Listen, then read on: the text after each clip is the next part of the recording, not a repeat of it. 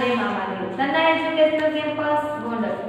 વિદ્યાર્થી મિત્રો ધોરણ 7 વિષય સામાજિક વિજ્ઞાન કે જેમાં આપણે પાઠ 1 થી 3 અને પાઠ 9 છે જેનો અભ્યાસ કરી ચૂક્યા છીએ। હવે પાઠ 4 કે જેનો અભ્યાસ આપણે શરૂ કરી ચૂક્યા છીએ।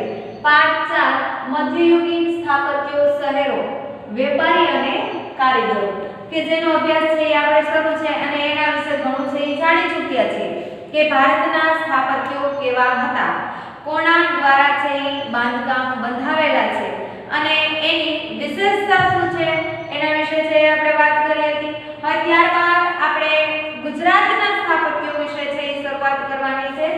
ગુજરાતના સ્થાપત્યો કે કોને બંધાવેલા છે અને કયા કયા સ્થાપત્યો આવેલા છે એના વિશે છે આપણે વાત કરીએ તો કે ગુજરાતના સોલંકી શાસનકાળ અને સલ્તનત યુગ દરમિયાન અત્યંત ઉચ્ચ કોટીનું સ્થાપત્ય છે એ નિર્માણ પામ્યું હતું। એટલે કે સોલંકી કાળ દરમિયાન જે સ્થાપત્યો સ્થપાયેલા છે અને સલ્તનત યુગ એટલે કે સુલતાનોનો યુગ હતો એ દરમિયાન પણ ઘણા સારા એવા સ્થાપત્યો એટલે કે બાંધકામ છે એ થયેલા હતા। સોલંકી કાળના સ્થાપત્યોમાં 11મી સદીમાં ભીમદેવ દ્વારા સોમનાથ મંદિરનો જીર્ણોદ્ધાર અને મોઢેરાના સૂર્ય મંદિરનો સમાવેશ થાય છે। એટલે કે સોલંકી યુગમાં આપણે સોમનાથ એટલે કે 12 જ્યોતિર્લિંગમાંનું એક જ્યોતિર્લિંગ ગણાય એવું સોમનાથ છે એનો જીર્ણોદ્ધાર થયેલો હતો અને ભીમદેવ સોલંકી દ્વારા સૂર્ય મંદિર। હવે સૂર્ય મંદિર એટલે શું કે સૂર્યનું પહેલું કિરણ જે છે એ સીધું ગર્ભગૃહમાં પડતું હોય એને સૂર્ય મંદિર કહેવાય। હવે ગર્ભગૃહ એટલે શું તો કે આપણે મૂર્તિ રાખવાનું સ્થાન હોય, મંદિરમાં મૂર્તિ રાખવાનું સ્થાન હોય એને આપણે ગર્ભગૃહ કહીએ। એ ગર્ભગૃહમાં ડાયરેક્ટ છે એ પહેલું કિરણ પડતું હોય એને આપણે શું કહીશું ગર્ભગૃહ। હવે વિદ્યાર્થી મિત્રો એવી જ રીતે છે એવા ઘણા મંદિરો છે એ બંધાયેલા હતા। હવે જોઈએ કે સોલંકી કાળમાં છે આ મંદિર બંધાયેલું હતું। હવે બીજું જોઈએ કે સોમનાથમાં શૈવ પંથનું એક અત્યંત પુરાતન અને સમૃદ્ધ અને મહત્વનું કેન્દ્ર છે એ ગણાતું હતું। આજે પુરાણા મંદિરનું તો માત્ર છે સ્થાન જ જોવા મળે છે। છેલ્લે 1951માં આ નવા મંદિરનું છે નિર્માણ થયું હતું અને ત્યારે જ સોમનાથ છે એ ભારતનું અત્યંત પવિત્ર એવા 12 જ્યોતિર્લિંગમાંનું એક જ્યોતિર્લિંગ છે એ ગણાય છે। સોમનાથ છે કે આપણે ગુજરાતમાં આવેલું સોમનાથ। હવે જોઈએ કે જૂનાગઢ આપણે જઈએ તો ઉપરકોટનો કિલ્લો, જૂનાગઢ શહેરમાં છે એ ઉપરકોટનો કિલ્લો। હવે ઉપરકોટનું મૂળ નામ છે ગિરિદુર્ગ હતું અને રાવ ખેંગાર જે હતા એને અડીકડીની વાવ અને નવગણનો કૂવો બંધાવી અને પાણીની સુવિધા છે એ પૂરી પાડી હતી। એક ઉક્તિ છે કે અડીકડીની વાવ અને નવગણનો કૂવો જેણે નથી જોયો એણે એ છે એ જીવતો મુઓ છે એ ગણાય એવું છે એ ઉક્તિ છે। ગુજરાતના મહેસાણા જિલ્લામાં મોઢેરા ખાતે આવેલ સૂર્ય મંદિર અને સોલંકી યુગના રાજવી ભીમદેવ પ્રથમના શાસનકાળમાં છે એ આ બંધાવેલું હતું અને આ મંદિર પૂર્વ દિશામાં છે એ આવેલ છે। એના પ્રવેશ દ્વાર એવી રીતે છે એ રચાયેલ છે કે સૂર્યનું પ્રથમ કિરણ એટલે કે પહેલું જ જે કિરણ છે એ અંદર ગર્ભગૃહ સુધી ફેલાય અને સૂર્યની પ્રતિમા અને મુકુટની મધ્યમાં છે એ રહેલા મણિ પર પડતી છે એ દેખાય છે કે આપણને જોવા મળે છે। આપણે પહેલા વાત કરી એવી રીતે કે સીધી ગર્ભગૃહમાં મૂર્તિ ઉપર સૂર્યનું પહેલું કિરણ છે એ પડે છે। હવે આ મંદિરની પ્રકાશથી ઝળહળી ઉઠતું આપણને જોવા મળે છે।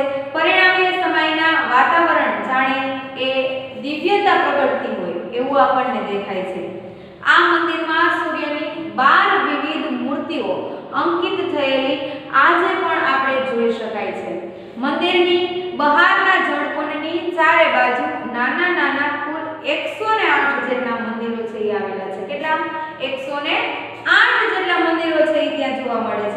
જે ઉષા અને સંધ્યાકાળે પ્રગટતી દીપમાળાને લીધે એક નયનરમ્ય દ્રશ્ય છે એ ઊભું કરે છે.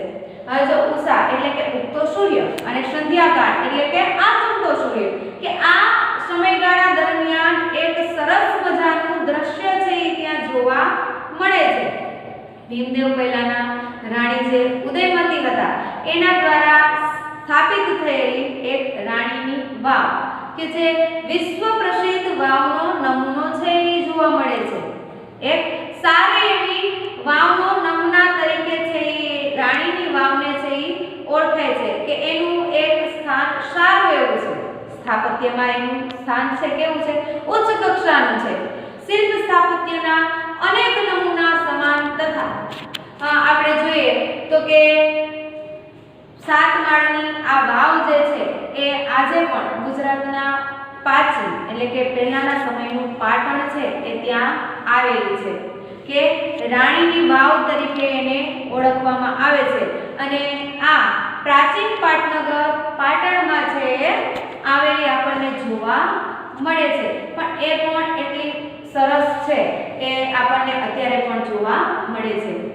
એવી જ રીતે રાજા ભીમદેવની રાણી ઉદયમતીએ ભીમદેવના મૃત્યુ પછી તેનું બાંધકામ છે એ કરાવેલું હતું.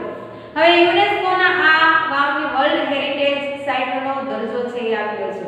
સિદ્ધરાજ જયસિંહ દ્વારા સ્થાપિત થયેલ સિદ્ધપુરનો રુદ્ર મહાલય ગુજરાતનું વિશિષ્ટ સ્થાપત્ય ગણાય છે. હવે જો રાણી ઉદયમતીએ બંધાવેલ આ પાટણની વાવ જે છે ને એને હેરિટેજ સાઇટનો દરજ્જો છે એ મળેલ છે, કે જેની વાત આપણે પાઠ 1 માં કરી ચૂક્યા છીએ, માહિતી મેળવી ચૂક્યા છીએ.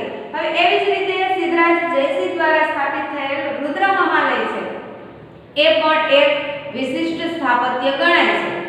પોતે શૈવપંથી હોવાથી સિદ્ધરાજે પોતાના આ મહાલયનું નામ રુદ્ર સાથે સાંકળ્યું હતું.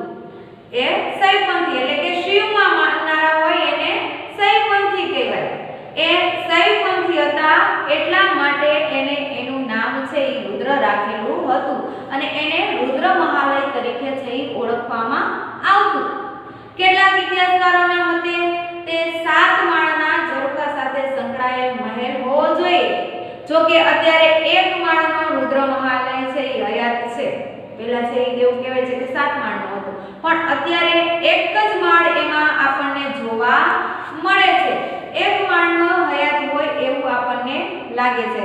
તેમાં સ્તંભો અને તોરણનો સમાવેશ છે એ સ્થાપત્યમાં થાય છે. સિદ્ધરાજના માતા મિનળ દેવીના કહેવાથી ધોળકામાં મલાવ તળાવ અને વિરમગામમાં મુનસર તળાવ એવા 2 તળાવો છે એના દ્વારા બંધાવવામાં આવ્યા હતા. શું કામ? કારણ કે પ્રજાના કલ્યાણ માટે આ કાર્યો છે એ કરેલા હતા, કે પ્રજાને પાણીની અછત ન રહે અને એને સુવિધા પૂરી પાડવા માટે આવા કાર્યો છે સરસ કરવામાં આવ્યા હતા. ત્યારબાદ સિદ્ધરાજ જયસિંહના શાસન દરમિયાન પાટણમાં સહસ્ત્રલિંગ તળાવ છે એ બાંધવામાં આવ્યું હતું. હવે સહસ્ત્રલિંગ શબ્દ આપણે જોઈએ તો એમાં સહસ્ત્ર છે એ સંસ્કૃત શબ્દ છે કે જેનો અર્થ થાય છે 1000 અને લિંગ એટલે કે શિવલિંગ, કે એ જગ્યાએ 1000 શિવલિંગ હોવાથી એ તળાવનું નામ છે એ સહસ્ત્રલિંગ તળાવ છે એ પાડવામાં આવ્યું હતું. આ ઉપરાંત વડનગરમાં કીર્તિ તોરણ અને શર્મિષ્ઠા તળાવ છે એ જોવાલાયક સ્થળો છે. ગુજરાતમાં જોઈએ તો સલ્તનત યુગ દરમિયાન અમદાવાદમાં સ્થળાંતર થતા અમદાવાદમાં વિશિષ્ટ સ્થાપત્યો જોવા છે મળે છે, કે જેની સ્થાપના અહમદ શાહ દ્વારા થઈ હતી, કે ઈસવીસન 1411માં આવી સ્થાપનાઓ છે કરવામાં આવી હતી. હવે આપણને વિવિધ સ્થાપત્યો પણ ત્યાં જોવા મળે છે, કે અમદાવાદનો કોટ, ભદ્રકાળીનો કિલ્લો અને જામા મસ્જિદ એ મુખ્ય છે એ જોવા મળે છે. હવે કિલ્લો જે વૈશ્વિક વારસાના સ્થળોમાં છે એ સામેલ થાય છે એવા ઘણા સ્થળો પણ આપણને ત્યાં જોવા મળે છે. હવે બીજું જોઈએ કે સિદ્દી સૈયદની જાળી એ પણ આપણને જોવા મળે છે, કે જે એક વિશ્વ વિખ્યાત છે. વિશ્વ ચાંપાનેરમાં જામા મસ્જિદ અને ચાંપાનેરનો કિલ્લો તથા અડાલજની રાણી રૂડાદેવીની વાવ છે પ્રસિદ્ધ સ્થાપત્ય આપણને જોવા મળે છે. ગુજરાતના અન્ય સ્થાપત્યોમાં મોજે કુતુબ એટલે કે કાંકરિયા તળાવ અને નગીનાવાડી, ડભોઈનો કિલ્લો, ખંભાત અને ધોળકાની મસ્જિદો છે એ પ્રમુખ સ્થાપત્યો છે ગણાવી શકાય. હવે અમદાવાદમાં વિશિષ્ટ સ્થાપત્યોમાં આપણે વાત કરી ચૂક્યા એવી સીદી સૈયદની જાળી પણ વિશ્વવિખ્યાત છે. તેની બારીઓમાં વિશિષ્ટ પ્રકારની જાળીઓની કોતરણી છે જોવા મળે છે. અત્યંત બારીક કોતરણી પથ્થરમાંથી અને નકશીકામ કરીને તૈયાર કરવામાં છે આવી છે, જેને વિશ્વની ઉત્કૃષ્ટ સ્થાપત્ય કલાનો નમૂનો છે ગણવામાં આવે છે. કેટલી સરસ રીતે એનું કોતરણી કામ એમાં આપણને જોવા મળે છે. હવે પાંડિત સુરી નામના જૈન મુનિએ પાલીતાણાના શેત્રુંજય ડુંગર પર જૈન મંદિર છે એ નિર્મિત કરાવ્યા છે કે જે દુનિયામાં એક જ જગ્યાએ પહાડ પર સૌથી વધારે મંદિરો હોય તેવા પાવાપુરી અને પાલીતાણાના સ્થળો છે એ છે. હવે એમાં 24 તીર્થંકર અહીં બિરાજમાન છે. હવે એવું કહેવામાં આવે છે કે જૈન ધર્મના 24 તીર્થંકરો થઈ ગયા છે. એના છેલ્લા તીર્થંકર છે જેને આપણે મહાવીર સ્વામી તરીકે ઓળખીએ છીએ, એવા 24 તીર્થંકરો ત્યાં છે એ બિરાજમાન જોવા મળે છે. પાવાપુરી અને સમેત શિખરની જેમ જ પાલીતાણા પણ જૈનોનું મહાન તીર્થધામ છે એ ગણાય છે. ગુજરાતમાં એક વિશિષ્ટ સ્થાપત્ય તરીકે પાળિયાનો છે એ સમાવેશ થાય છે. હવે પાળિયા સાથે કોઈ વીર ગાથા છે એ જોડાયેલી હોય એવું કહેવામાં આવે છે, જેમાં મોટે ભાગે આવા યોદ્ધાઓના પાળિયા યુદ્ધ સ્થળ પર અથવા તો તેમના મૃત્યુ સ્થળે છે એ બાંધવામાં આવે છે કે યુદ્ધ કરતા કરતા છે એનું મૃત્યુ થયું હોય, એટલે કે યુદ્ધ સ્થળે અથવા તો એ જે જગ્યાએ મૃત્યુ થયું છે એ જગ્યાએ એના પાળિયા છે એ બાંધવામાં આવે છે. આ પાળિયાની વર્ષમાં તેને તિથિ પ્રમાણે પૂજા અર્ચના કરવામાં આવતી હોય છે. ગુજરાતમાં પાળિયાના શ્રેષ્ઠતમ ઉદાહરણો જોઈએ તો કે જામનગર પાસે ગુજર મોરીનો સૂરજ કુંવરબાનો પાળિયો અને સોમનાથ મંદિર પાસે હમીરજી ગોહિલ પાળિયાનો સમાવેશ છે એ આપણને જોવા મળે છે. હવે આપણે આ ગુજરાતના સ્થાપત્યો વિશે છે એ વિશેષ માહિતી મેળવી ચૂક્યા છીએ. હવે આપણે જોઈએ ચિત્રકલા. તો કે બાબરના સમયથી ચિત્રકલાનો વિકાસ છે એ જોવા મળે છે કે બાબર એટલે કે મુઘલ કાળ દરમિયાનની આપણે વાત કરીએ છીએ કે મુઘલ કાળની શરૂઆત થઈ ત્યારથી આપણને ચિત્રકલાનો વિકાસ થતો છે એ જોવા મળે છે. ચિત્રકલા પર ગુલશન ચિત્રાવલી આપણને હઝનામા વિશિષ્ટ ગ્રંથો છે એ હતા. આ કારીગર નામના મહાન આકા રીઝા નામના મહાન ચિત્રકારના નેતૃત્વમાં આગ્રામાં એક ચિત્રશાળાની છે સ્થાપના કરાવવામાં આવી હતી અને આ સમયના ચિત્રકારોએ પશુ પક્ષીના ચિત્રો છે, પછી જોઈએ તો કે પુષ્પોના ચિત્રો છે, એવી વિશિષ્ટ ચિત્રો છે એને આલેખ્યા હતા. અને અકબરના સમયથી છબી ચિત્રોની શરૂઆત છે એ થઈ હતી. છબી ચિત્રો એટલે કે આપણે ફ્રેમ રાખીએ છીએ એને છબી કહેવાય. એવા છબી ચિત્રોની છે એ શરૂઆત થઈ ચૂકી હતી. અને તો જહાંગીરના સમયમાં વિશિષ્ટ તહેવારો અને પ્રસંગોના ચિત્રો પણ બનાવવામાં છે આવેલા હતા કે આપણે ત્યાં પ્રસંગો જે થતા હોય, આપણે જ્યાં તે તહેવારો જે ઉજવાતા હોય એના ચિત્રો છે એ બનાવવામાં આવતા હતા. મુઘલ ચિત્રકલાની જેમ જ રાજસ્થાનના મેવાડ અને જયપુર મારવાડ આપણે જોઈએ એના પણ કોટાની શૈલી સુવિખ્યાત છે જોવા મળતી હતી.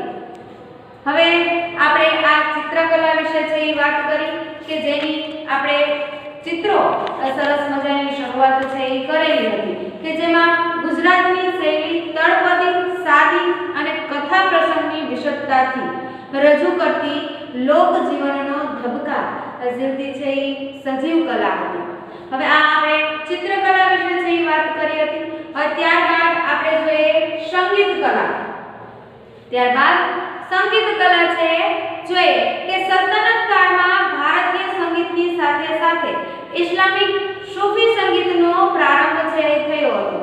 આ ક્ષેત્રે અમીર ખુસરોએ કવાલીની શોધ કરી અને ધ્રુપદને બદલે ખ્યાલ પદ્ધતિ છે એ દાખલ કરી હતી. દેવગિરીના સારંગદેવે સંગીત રત્નાકર અને ગુજરાતમાં હરિપાલ દેવે સંગીત સુધારક નામનો ગ્રંથ છે લખ્યો હતો. અકબરના સમયમાં તાનસેન કે જે શાસ્ત્રીય ગાન સાથે સંકળાયેલ સૌથી મહાન કલાકાર છે કે એની પાસે સરસ મજાનો રાગ છે એ હતો. એ રાગ છે એ જોવા મળતો કે તાનસેન છે એ મહાન સંગીતકાર છે એ ગણવામાં આવતો. હવે ત્યારબાદ આપણે જોઈએ લોકનૃત્યો અને હસ્તકલા કે આપણે વિશેષ સાહિત્ય વિશે માહિતી મેળવીએ કે જેમાં અમુક ગ્રંથો અને એના રચયિતા આપણે જોઈએ કે સિદ્ધ હેમ શબ્દાનું શાસન દ્વારા છે હેમચંદ્રાચાર્ય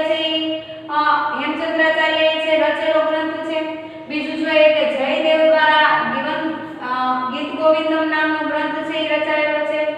નારાયણ દ્વારા હિતોપદેશ કે પંચતંત્રની શરૂઆત છે એ થઈ હતી.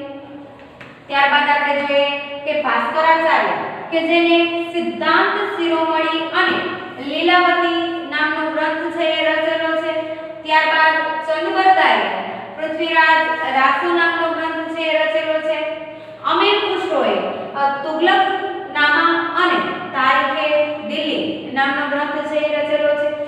ઇબ્ન તુતા કે જેને કિતાબુલ હિંદ રહેલા કે એ એક ભારતીય પ્રવાસી હતો. ઇબ્ન તુતા એને પણ આ ગ્રંથ છે એ રચેલો છે. પછી જોઈએ પદ્મનાભ કે જેને કાનડ દે પ્રબંધ નામનો ગ્રંથ રચેલો છે. અને મોહમ્મદ જાયશી કે જેણે પદ્માવત નામનો ગ્રંથ રચેલો છે. કે આ આપણે સાહિત્ય વિશે છે એ માહિતી મેળવી.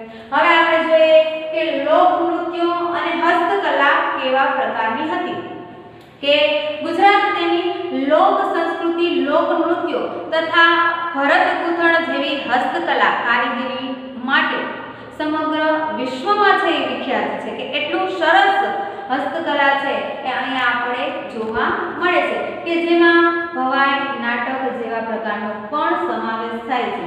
હવે જોઈએ કે ભવાઈ લેખન અને ભજવવાનું શ્રેય અસાય ઠાકરને ફાળે છે જાય છે. હવે ઝાલાવાડ વિસ્તારમાં આપણે જોઈએ તો કે પશુપાલન એક વિશિષ્ટ પ્રકારનો રાસ રમે છે કે જેને આપણે હુડો કહેવામાં આવે છે. તરણેતરમાં મેળામાં આપણે જોઈએ તો કે હુડો રાસને જોવા દેશ વિદેશના લોકો છે એ ગુજરાત આવે છે. આ હુડો રાસ જોવા માટે દેશ વિદેશના લોકો તરણેતરના મેળામાં છે એ ભેગા થાય છે. ગુજરાતમાં આપણે જોઈએ કે નવરાત્રિના ગરબાનો ઉત્સવ છે એ મહત્વનો ગણાય છે. આપણા ગુજરાતીઓ માટે શું મહત્વનો કે નવરાત્રિ ગરબા છે એ એક મહત્વ સ્થાન છે એ ધરાવે છે. હવે ગરબી પરથી ઉતરી આવે ગરબો શક્તિશાળી આરાધના અને સ્તુતિ સાથે પણ સંકળાયેલો છે કે એ ગરબી પરથી છે એ આ શબ્દ ઉતરી આવ્યો છે. અને હવે આપણે સારી રીતે ઓળખતા હોય કે વિશ્વભરમાં પ્રખ્યાત છે એ ગુજરાતી ગરબા છે આપણને જોવા મળે છે. હવે દયારામના સમયથી ગરબીનો ખૂબ વિકાસ થયો અને સ્ત્રીઓ અને પુરુષો બંને નવરાત્રિમાં ગરબી અને રાસ દ્વારા આ ઉત્સવ છે એ ઉજવે છે.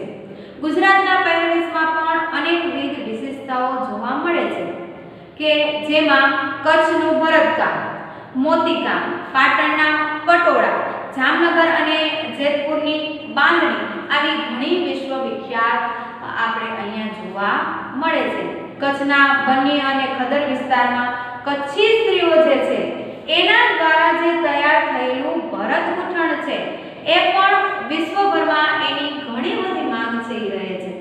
એ જ રીતે પાટણમાં છે 11મી 12મી સદીની જે શરૂઆત થઈ હતી એનું વિશિષ્ટ મણાકામ જે છે એની સાથે પણ આપણે પટોળા જે છે એ પણ આપણને એક વિશિષ્ટ દ્રષ્ટાંત છે એ જોવા મળે છે કે એ પણ એક વિશ્વવિખ્યાત છે કે પાટણના પટોળા કે એ પણ આપણને સારી એવી વિશેષતા ધરાવનાર જોવા મળે છે. ત્યારબાદ આપણે ગુજરાતના લોકનૃત્યો અને હસ્તકલા વિશે આપણે જોયું કે કેટલું સરસ હસ્તકલા અને લોકનૃત્યો છે એના આપણને જોવા મળે છે. હવે આપણે જોઈએ કે શહેરીકરણ કેવા પ્રકારનું હતું. તો આ સમયમાં શહેરોનું પુનઃઉત્થાન અને વિકાસ હતો. હવે ગુપ્ત કાળના શહેરોના જગ્યાએ નવીન શહેરોનો ઉદય થયો. હવે મધ્યયુગીન દરમિયાનની વાત કરીએ છીએ કે રાજપૂત યુગની રાજધાનીઓ માટે ભાગે શહેરોમાં પલટાતી ગઈ અને ગુજરાતમાં અલીવાડ પાટણ છે, ચાંપાનેર છે, અમદાવાદ છે, સુરત છે, ખંભાતનો સવિશેષ વિકાસ છે એ જોવા મળે છે. અને શહેરીકરણનું ચરમબિંદુ આપણને દિલ્હીમાં છે એ જોવા મળે છે. હવે રાજપૂત કાળથી મુઘલ કાળ સુધી વિકસતું છે એ ગયું છે. જહાંગીર અને શાહજહાંના સમય દરમિયાન દિલ્હીની રાજધાની અને વેપાર વાણિજ્યનું મોટું મથક છે હતું. હવે જોઈએ તો શાહજહાંએ લાલ કિલ્લાની રચના કરી તેને વિશાળ બનાવ્યું હતું અને આ સમયમાં લાહોર, જોનપુર અને ઢાકા વેપારી માર્ગને આવતા હોવાથી તેને શહેરોનો વિકાસ થયો હતો. તેના શહેરોનો છે એ વિકાસ ત્યારના સમયમાં જોવા મળે છે. શીખ ધર્મના કારણે અમૃતસર પણ અગત્યનું શહેરી કેન્દ્ર છે એ આપણને જોવા મળે છે. દક્ષિણ ભારતમાં દેવગિરી, દૌલતાબાદ, દેવગિરી એટલે કે દૌલતાબાદ ઉત્તર અને દક્ષિણને જોડતું સમૃદ્ધ શહેરી કેન્દ્ર છે એ હતું. હવે બીજું જોઈએ કે મરાઠા સામ્રાજ્યમાં પણ આપણને એવું જોવા મળે છે કે પુણે, સતારા, ગ્વાલિયર અને વડોદરા જેવા શહેરોનો છે વિકાસ થયો હતો. એવી જ રીતે જોઈએ કે યુરોપિયન કંપનીઓના આગમનને કારણે દીવ, દમણ, ગોવા, ચંદ્રનગર અને સુરત શહેરી કેન્દ્રો તરીકે પણ વિકાસ છે એ જોવા મળે છે. આવા ઘણા બધા શહેરોનો વિકાસ ત્યારના સમયમાં થયેલો હતો. એવી જ રીતે વિજયનગરની રાજધાની હમ્પી હતી અને હમ્પીમાં આવેલા વિદેશી મુસાફરો જે છે એ હમ્પીના વિશિષ્ટ હુનર ઉદ્યોગોની માહિતી આપે છે. હવે વિજયનગરની સુતરાઉ કાપડની રેશમી કાપડ અને મસાલા સહિતની ચીજ વસ્તુઓ છે એ યુરોપ સુધી જતી હતી, એટલે કે યુરોપ સુધી પહોંચાડવામાં આવતી હતી. આવી જ રીતે હમ્પીમાંથી 3 પ્રકારના સુવર્ણ સિક્કાઓ છે એ મળી આવ્યા છે કે જે દર્શાવે છે કે હમ્પી હુનર કલાનું અને વેપાર વાણિજ્યનું મોટું કેન્દ્ર હતું.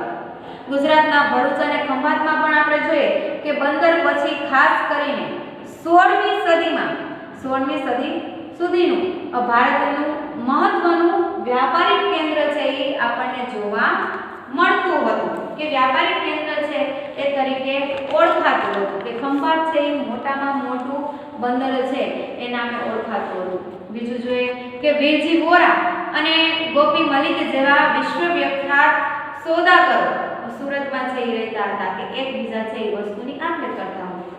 સુરતમાં 17મી સદીમાં મુસ્લિમ સુતરાઉ કાપડ અને જહાજ બનાવવાના ઉદ્યોગો છે એ વિકસ્યા હતા. જરીભરત પછી કાપડનો વિકાસ છે એ વિશ્વભરમાં સૌથી મોટો વેપાર છે એ સુરતથી થયો હતો.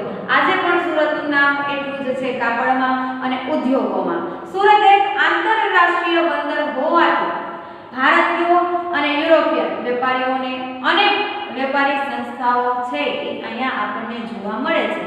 સુરતમાં મરી મસાલા, સુતરાઉ અને રેશમી કાપડ તથા ગળીના મોટા ગોદામો છે એ પણ હતા કે મોટા ગોદામો દ્વારા છે એક બીજી વસ્તુ છે એ આપ-લે કરવામાં આવતી અને ત્યાં આપણને જોવા મળતી. એવી જ રીતે બીજું જોઈએ કે સુરતમાં ચાલતા ઉદ્યોગ ધંધાને કારણે અને વિદેશી વ્યાપારને પરિણામે આનુષંગિક હુનર ઉદ્યોગ જેવા ગોદામો, પેકિંગ, વહાણ, બાંધવાના ઉદ્યોગો, નિવાસની વ્યવસ્થા, વણાટકામ, છાપકલા, ધાતુકલા એનો પણ વ્યાપક વિકાસ છે એ આપણને ત્યારના સમયમાં જોવા મળતો હતો અને થયો હતો. તો વિદ્યાર્થી મિત્રો આપણે પાઠ 4 ગુજરાતના સ્થાપત્ય વિશે છે એ વાત કરી, ચિત્રકલા, સંગીત, સાહિત્ય, લોકનૃત્યો અને હસ્તકલા અને શહેરીકરણ વિશે છે આપણે સમજૂતી મેળવી ચૂક્યા છીએ અને પાઠ 4 આપણો અહીંયા પૂર્ણ થાય છે. જય મા મહાદેવ.